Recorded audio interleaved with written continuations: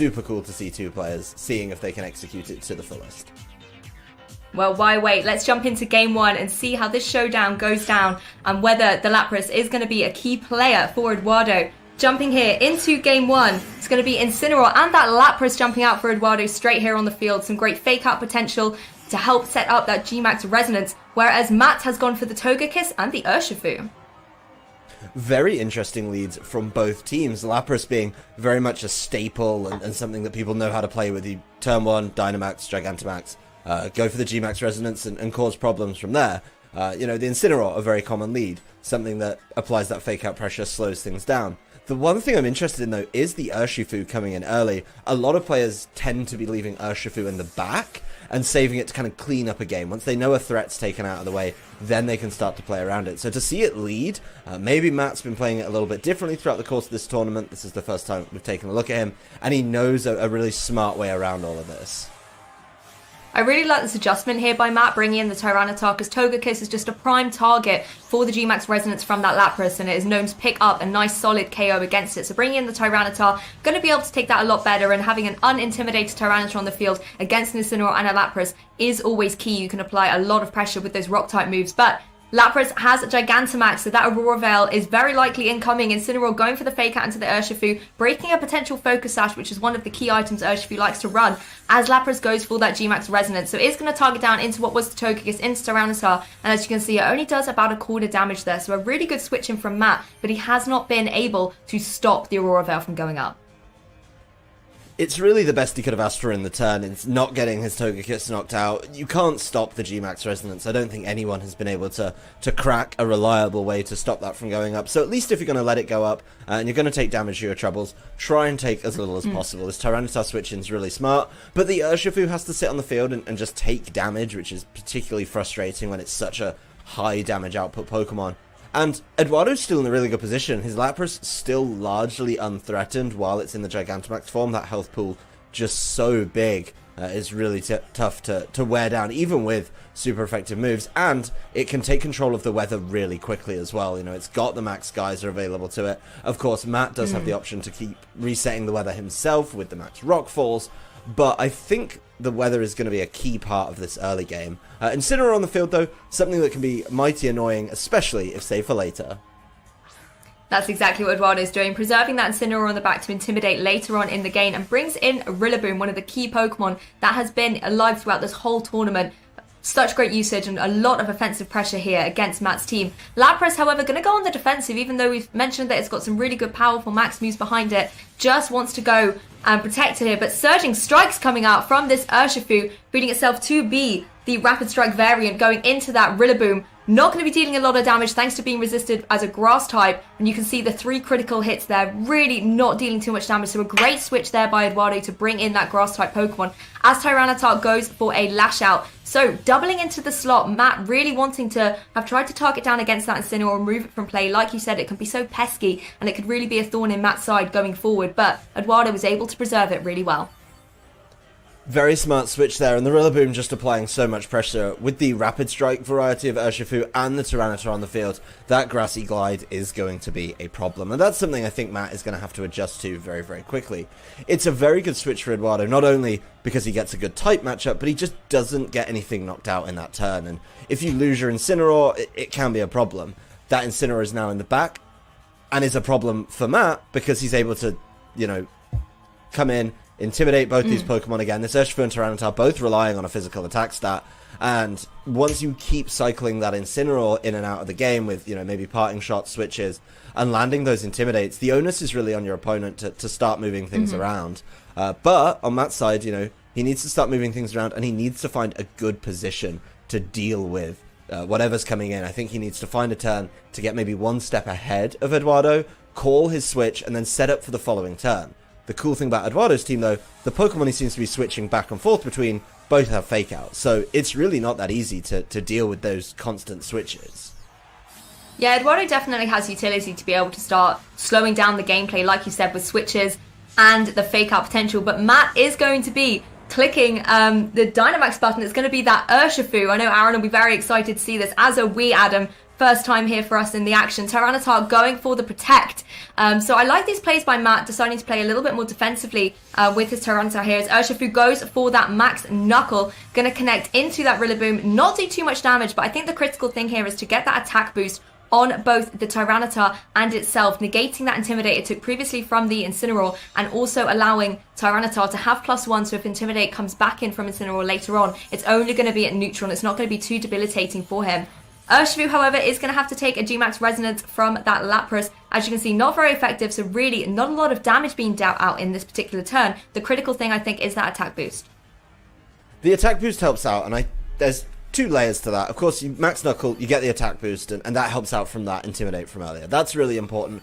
But also, you make a good call there. You say, if Incineroar comes in to keep me down, then I get to do huge damage to it. So that's really smart. I think Edoardo may have kind of overthought that one a little bit, thinking that maybe the Urshifu was so scared of something like the Grassy Glide, because it is the Rapid Strike variety, that Togekiss would come in, and that's why we get the G-Max Resonance on its final turn of Gigantamax. Actually not the most valuable Gigantamax, I think, from the Lapras. Usually we see it set up a Aurora Veil, then take control of the weather, and keep going. So certainly interesting. But importantly, Matt's got his Urshifu in a good position.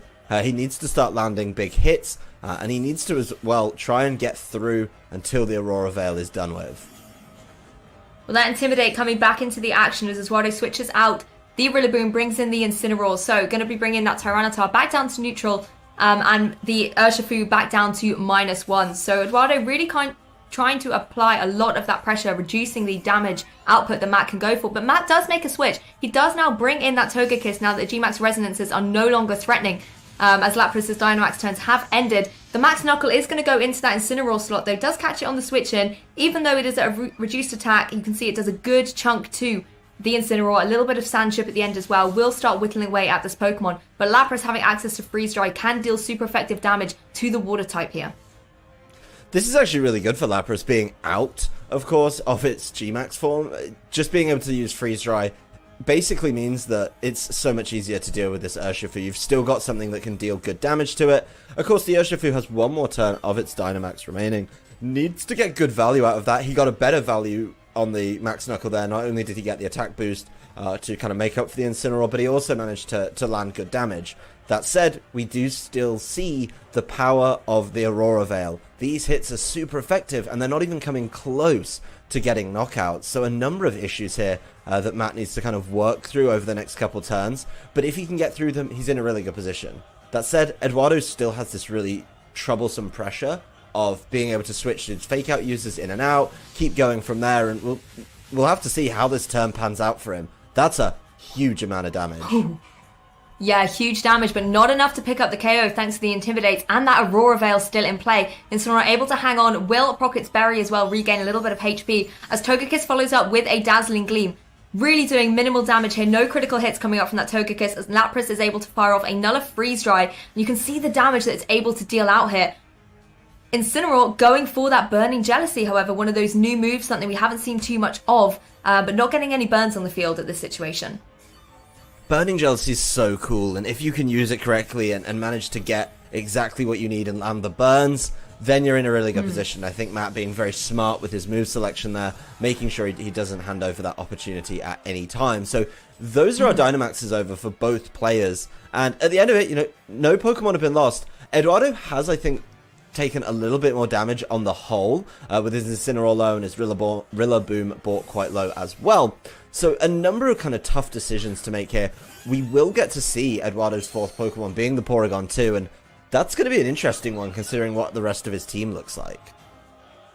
Yeah, Porygon 2 getting the attack boost as well here would much rather, I'm sure, have got that special attack boost. Lapras is going to take so much damage from that close combat coming out from the Urshifu, who's now going to have its defense stats dropped as well. So it's going to be sitting pretty vulnerable to a Nulla Freeze Dry. But Togekiss wasn't doubling up into that Lapras, instead going into the Porygon 2. Does manage to get the critical hit, but Lapras actually not even going for Freeze Dry, going for that Life Dew. So going to be able to regain 25% of its HP and also help that Porygon 2 regain some HP as well.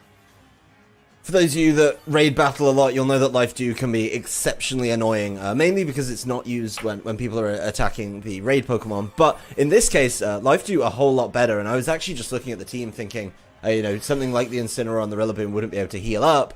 but that Lapras with Life Dew can actually buy a lot of time for these Pokemon. It's one of those things you don't get knocked out because of the Aurora Veil, and then at the end game, if you get enough drops, which, hey, Edoardo's able to do with these Intimidates, this constant cycling of Incineroar and just Rillaboom in and out, so you just get the Intimidate off Incineroar, could be really good with the Life Dew as well, particularly if Matt's only special attacker is going to be this Togekiss, which at some point could get taken out by a Freeze Dry or two, and Edoardo's really got a lot more tools to go from there. So I like Edoardo's setup a lot here. I think Matt needs to start finding good value as soon as this Aurora Veil ends. I mean, Lapras really being the great supportive Pokemon for longevity here. The Light Clay on the Lapras there is meaning that Aurora Veil is lasting for 8 turns as opposed to 5. And having that Life Dew as well will mean that the Pokemon are able to regain HP and have that source of recovery. So Matt really needs to find a way to break through this and start picking up some KOs.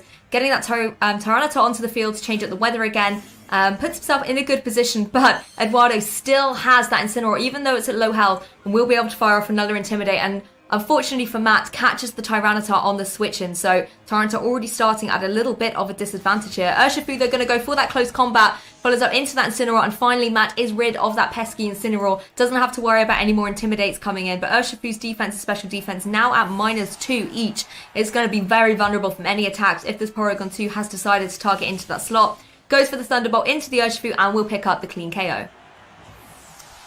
An interesting trade of Pokemon from both these trainers. Giving up your Incineroar is kind of frustrating, I'd imagine, because of, you're using it for the Intimidate. It's so important in that regard. That Porygon 2 and the Thunderbolt could become very troublesome. I think the only thing that was really an issue there being the Togekiss, something that, of course, doesn't appreciate Thunderbolts. And the Lapras coming back in with access to Freeze Dry, also an issue. A lot of pressure now, I think, riding on this Tyranitar to start picking up knockouts. Of course, we do see the downside of close combat that, yes, you need it to deal the big damage. You need it to deal enough damage through the Aurora Veil, which, as you mentioned, still kicking on. And a lot of players transitioning over to Life Orb on the Lapras. Eduardo sticking with that Light Clay, saying, all right, my team relies on this Aurora Veil. I'm going to have it up for the whole game, or at least a huge portion of it.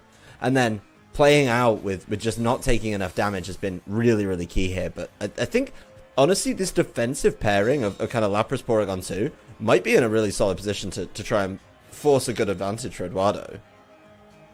Indeed, and Edoardo here playing as safe as can be with his Lapras and protecting it from the Air Slash and the Rock Slide coming up from that Tyranitar. He does manage to get the flinch on the Porygon 2, so Togekiss is safe from any potential Thunderbolts, but he might have to get a few more of those, otherwise Togekiss is going to be looking in a little bit of trouble against the Ice-type moves from that Lapras and the Thunderbolt from the Porygon 2. But Adam, Aurora Veil is finally over. Hey, we finally get to see some full damage attacks from Matt's side of the field. It's been a long time, but it is finally over. And if we can finally get some big damage down, he might be able to find that advantage. It's going to be easier to knock out Lapras. We saw him there really focusing the Lapras. Of course, Rock Slide and its spread going along with the Air Slash there. But saying, if I leave this Lapras on the field, it's just going to keep Life Dewing, and I can't allow it to do that. So drawing that attention away is really key. And once you do that, you're leaving this Porygon 2 to cause trouble, which is something that, even though it's not the most offensive threat, it's not exactly the Porygon Z, it's still in a solid position.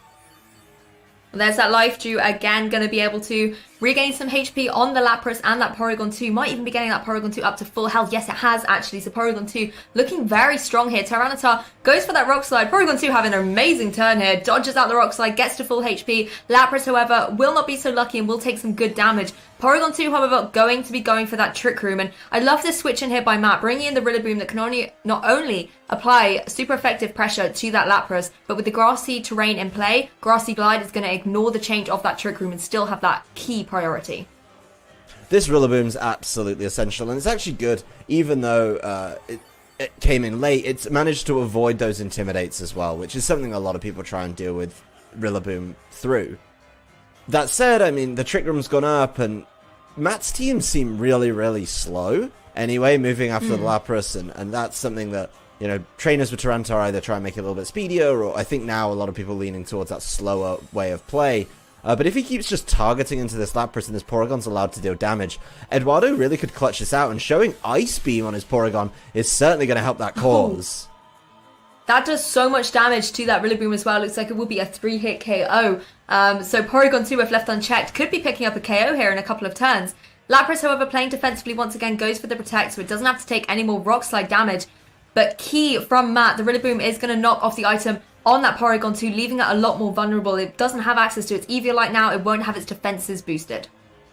This Porygon 2 just became a whole lot more manageable. The Eviolite item, so frustrating to play against. We see it on a number of Pokemon every single year, and it just makes things so bulky. Now that's gone, it's a lot more reasonable to try and deal with it, and honestly, this Ice Beam is going to bring the Rillaboom very close. If he can land another one here, this Rillaboom was going to take Sandstorm damage first, and then it's going to take damage or recovery from the grassy terrain. So if this Ice Beam lands, it might be a trade overall with a Rock Slide and Grassy Glide heading that way, but it could be really good for the Porygon. Well, Porygon 2 able to hang on from the Grassy Glide from the Rillaboom and actually manages to go for that recover. So Edoardo really revealing all of these recovery options that he's got on this team. Tyranitar going for that Rock Slide, going to connect on both these Pokemon. Rillaboom able to survive though, having switched in for that Lapras as the Sandstorm goes away. So a key turn here. Tyranitar's now a little bit more vulnerable, doesn't get the special defense from the sand, and Edoardo has brought his own Rillaboom into the action, and depending on how these Pokemon are trained, there could be some interesting speed interactions here.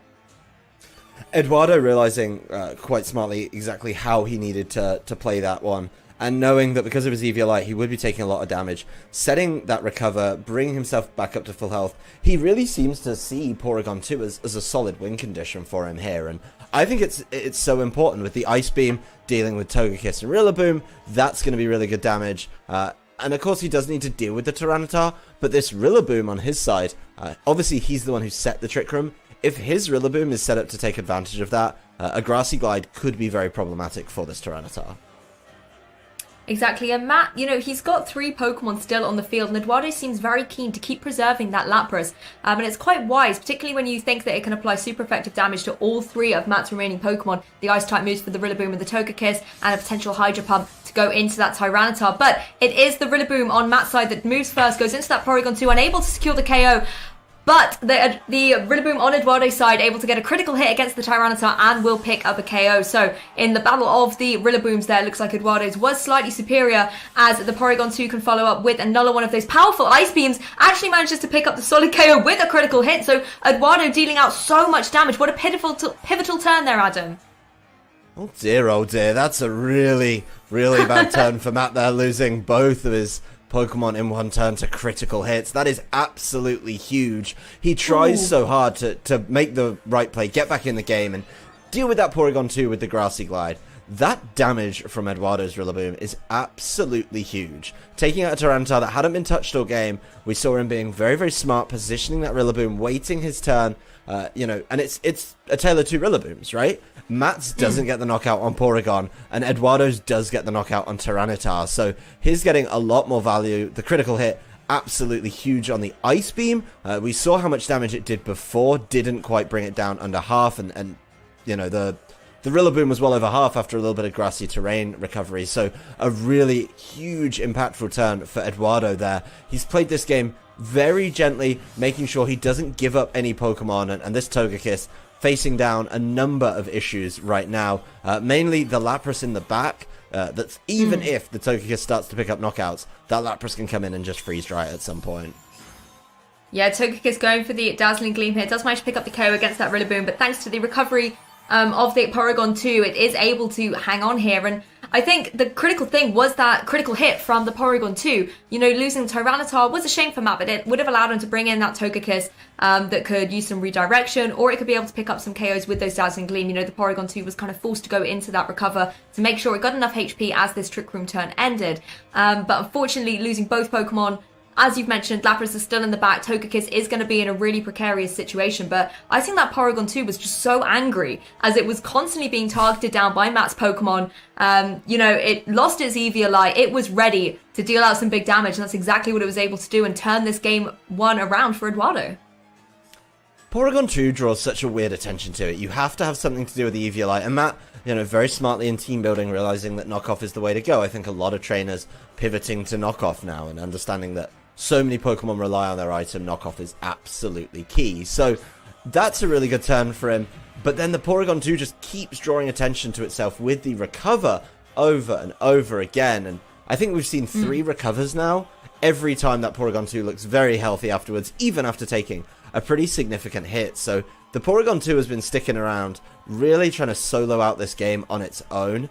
Really go 1v4 for the Porygon. It has had a lot of help, though. That Rillaboom was absolutely key, and I think Edoardo's Rillaboom was providing a lot more value than Matt's in the end. I mean, there's another mechanic in play at the moment. You can see that timer ticking down in the center of the screen. Edoardo took the full time to bring his Lapras in, even though it was his only Pokemon option. And you saw Matt lock in very quickly, but Edoardo taking every second possible so that the timer can run down and he will have the Pokemon advantage with 2 Pokemon to Matt's 1. The timer coming up there, something we don't always see, but as we mentioned, these games are really high pressure and probably high stress as well. I can't say I don't get to play in them very often. But you've got to make those decisions very, very wisely. And if you get yourself in an advantageous position, and that's an option for you, there's nothing wrong with taking that. And even though, it went down to timer, I think very smart for him to go that way. You don't want Dazzling Gleams to be critting or things not to land. So smart play for him to round out the game there. And I'm curious to see if Matt can bounce back in game 2. That was a huge kind of swing of momentum when he lost both those Pokemon in a turn. I think he did really well in the early part of the game, dealing with that Aurora Veil, that 8-turn Aurora Veil too. So Edoardo kept himself in a solid position, kept himself kind of going throughout the whole game. Never felt like he was behind, but until that pivotal turn, I don't think it felt like he had a huge lead either. Yeah, I mean, Matt made some amazing plays, switching the Tyranitar in turn 1 to take the G-Max Resonance, much better than Togekiss would.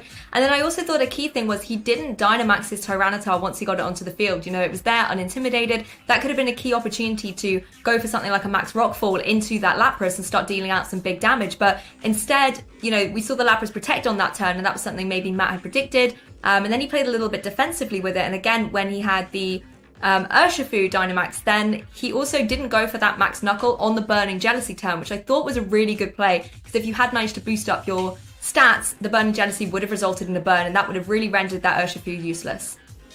Could have been a huge issue if he'd managed to land a big Burning Jealousy, and that's something, obviously, with the open team sheet format, we know about, and you can be a little bit smarter about. I know Burning Jealousy's been ticking up in popularity, but if you know about it, if you see the Incineroars on the field, just be careful what max move you use. Just don't try and boost your own stats, because it is going to try and catch you out, particularly when it's Max Knuckle and you're boosting your attack, and then that attack immediately just gets cut from the Burning Jealousy. So really smart plays from both players. I love the team building edition of Life Dew on the Lapras. That's something we've not seen yet, and was pretty essential in keeping things going on Edoardo's side of the field. So be curious to see if Matt has to adapt his strategy, maybe just try and be a little more offensive a little earlier. Still concerned about how he deals with Aurora Veil though. Well, let's jump into game 2 and see if Aurora Veil is going to be as crucial as it was in game 1, and whether Matt is able to counteract it in any way. There's no answer to it. That's the problem, is there's just not a way, unless you carry something like Brick Break, which I know a few people have looked at and talked about.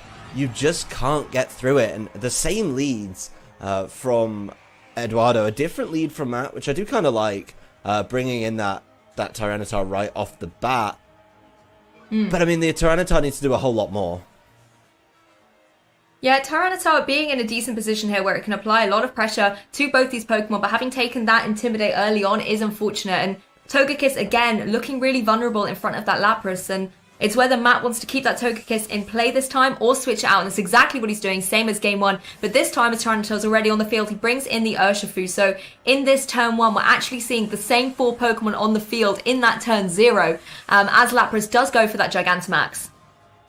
I see what Matt's done there is he doesn't want to bring 2 physical attackers right into the face of Incineroar, and the Intimidate would be such good value for him there if he manages to land that. So smart of him to kind of split them up. But that's a lot of information given over to Edoardo to say, okay, well, if you're going to do that, that's fine. I'm going to be able to kind of cater my turn around it. So this time the Urshifu taking the G-Max Resonance, it is taking it surprisingly well. We saw in the team preview it is carrying that Assault Vest and is a lot better at taking those hits. But once again, we're into 8 turns now of this Aurora Veil.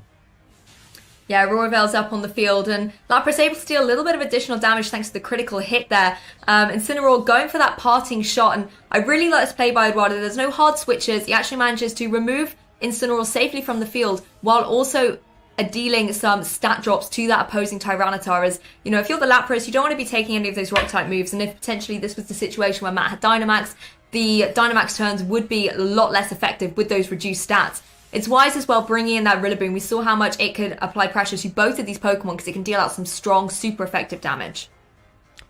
This pairing from Edoardo is so good against the pairing that Matt has on the field. The Rillaboom putting pressure on literally both of them, right, with the Grassy Glide, and then the Lapras being able to apply some solid pressure to that Tyranitar, maybe even take its weather away, which would be a little bit mean, but, you know, very, very doable with something like the Max Geyser. So it could get really tough here, I think, for the, you know, the Urshifu to get a move in. It's something like the Grassy Glide has been so key, and there's no easy way for Matt to take that terrain away from it, right? He plays a Rillaboom of his own, so the attack he probably wants to use, or the terrain he wants to keep so he can use Grassy Glide, is the grass terrain, and with people not being able to change that, these Rillaboom have just become so problematic.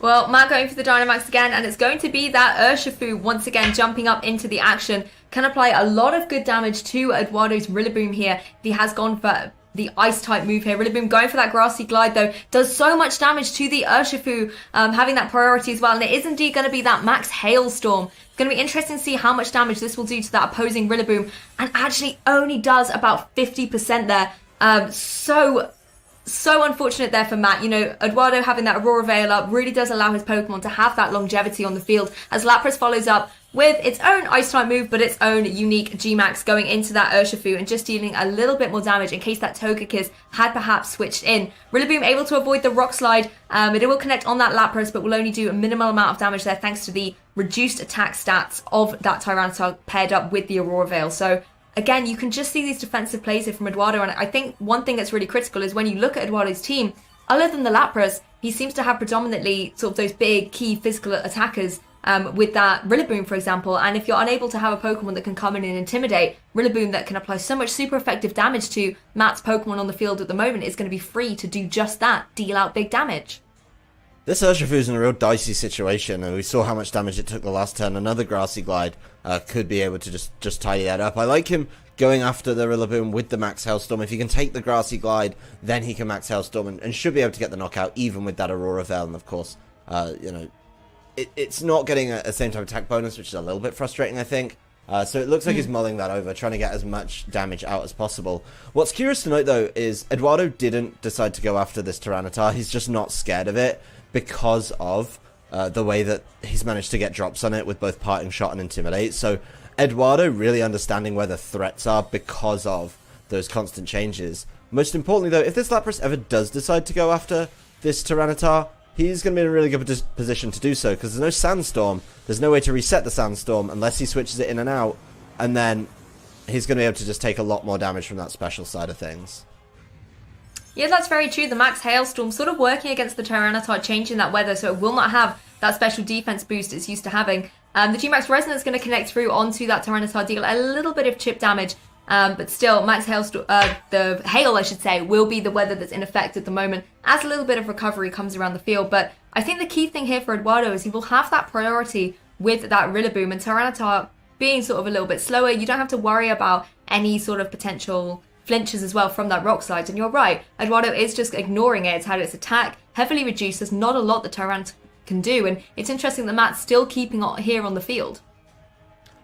This Lapras is in a really solid position right now as well. When you look at the Pokemon that Matt has available to him in Togekiss, Tyranitar, and Rillaboom, Lapras can hit all of those for super effective damage. The Lapras also has taken very negligible damage. Obviously, it looks a little bit more now. The Gigantamax is over. But he's still in a solid position to be able to deal damage, right? And he's got access to ice and water type moves. That Lapras is a threat. The problem is, and we see Matt from his perspective mulling it over, trying to see where he's going with his Rillaboom. Whatever he leaves up is just going to be able to start firing back. So I like this switch from Edoardo. Land and Intimidate on two physical attackers and save the Lapras. The Lapras can come in and tidy up a little bit later on. Try and get a knockout, and then let Lapras do the work later.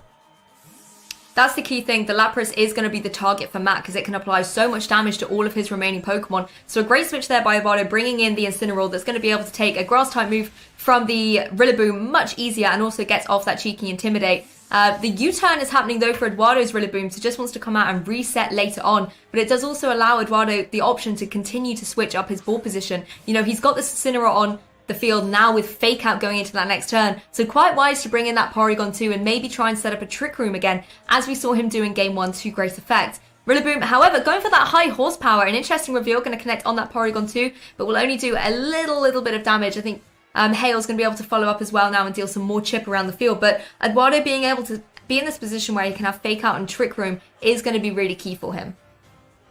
A really good turn where he manages to completely reposition his board without getting punished that much for it. We get the Incineroar in, we get the Porygon 2 in, and now, I mean, the Porygon 2 applies the same kind of problem that we talked about with the Lapras, right? It's got Ice Beams that can cause problems. It can't hit the Tyranitar as effectively. That's not grand. But overall, Edoardo just has A, a Pokemon advantage, and B, a number more tools to try and deal with it. His team just matches up so nicely here.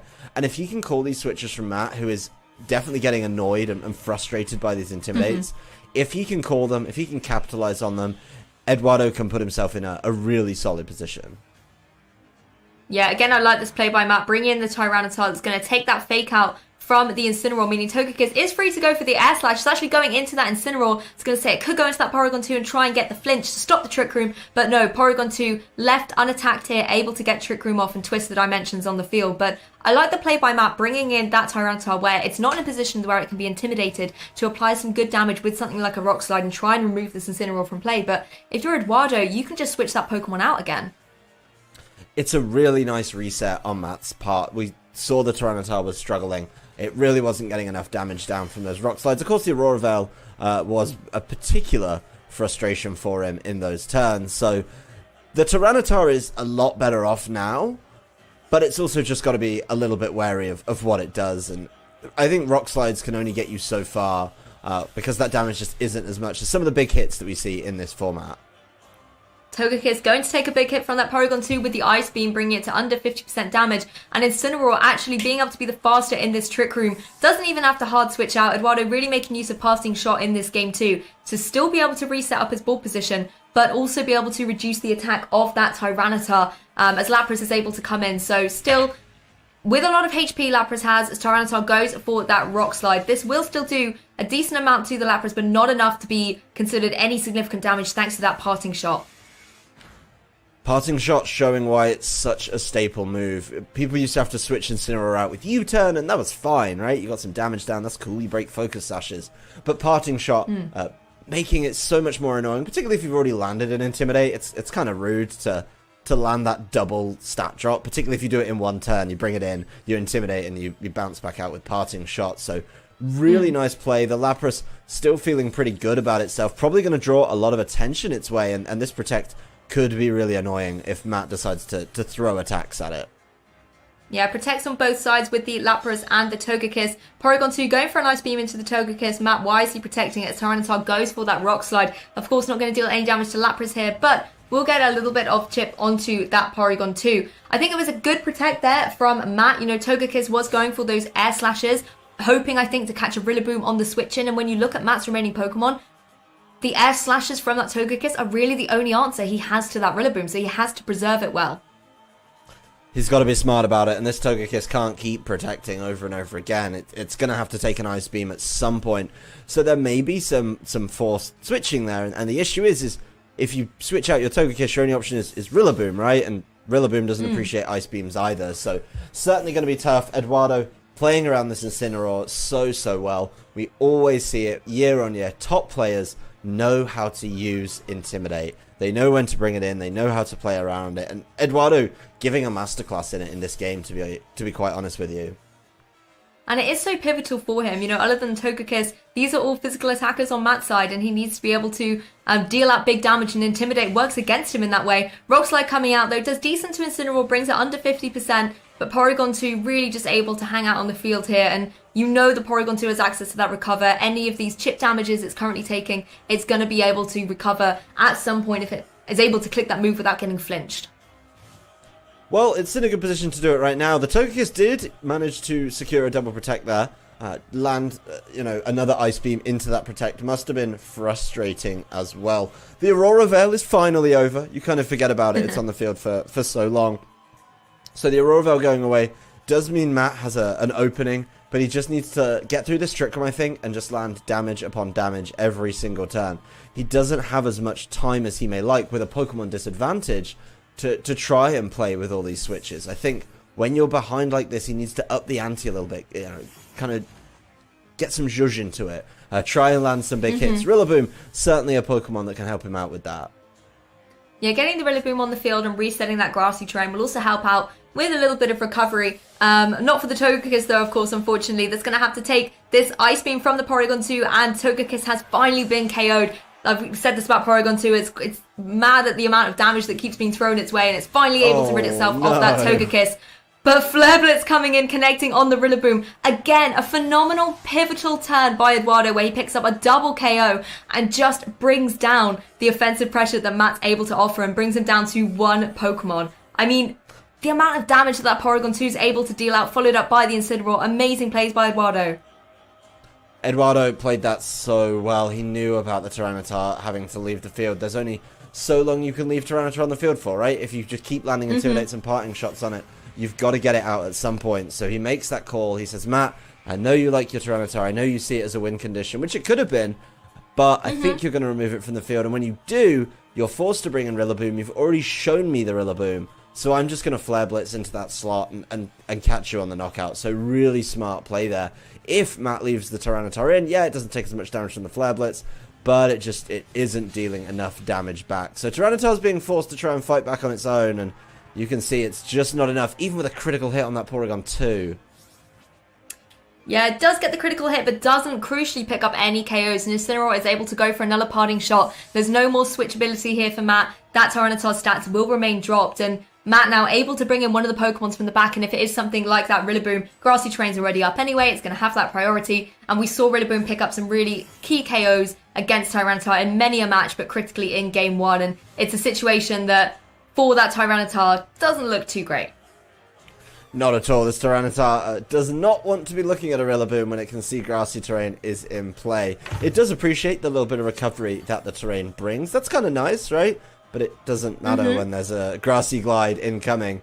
The Tyranitar's at full health, so that's something. It did get caught by a critical hit last time, but the problem is there's only so long he can kind of stall out this game for, right? We know the timer's already ticking a little bit low as well, and Eduardo, thanks to that Aurora Veil, has managed to keep all 4 Pokemon on his side going, and they're going to be able to wrap up this game. It's really just a matter of time at this point.